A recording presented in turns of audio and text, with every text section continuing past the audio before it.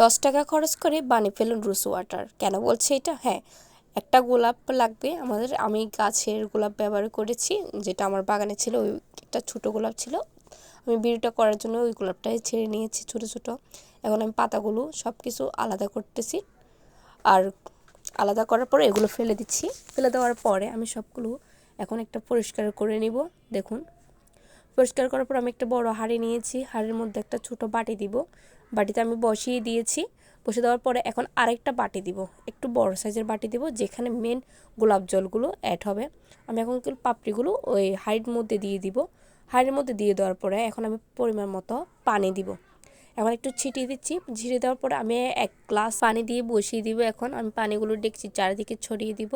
তারপর আমি সুন্দর করে আবার বাটিটা বসাই দিব, সমানভাবে বসাই দিব, যেখানে মানে রোজ ওয়াটারগুলো মানে গোলাপ জল পানিগুলো ওইখানে জমা হবে। ওগুলো বসে দেওয়ার পরে আমি এখন প্রথমে হাই হিটে দিব, তারপর লো হিটে আমি চুলাটা জ্বালিয়ে দিব। প্রথমে একটু হাই হিটে দিবেন, তারপর একটা বড়না উল্টা করে দিবেন।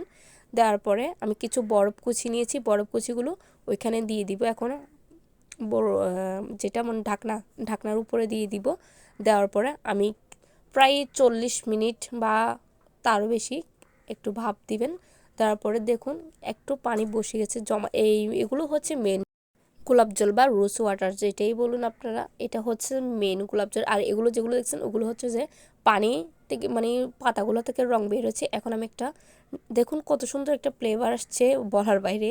দেখুন কত সুন্দর একটা মানে দেখুন রোজ ওয়াটারগুলো আপনারা যদি মুখে ইউজ করেন বুঝতে পারবেন কেমন হয়েছে। আশা করি কমেন্টে জানাবেন। ধন্যবাদ।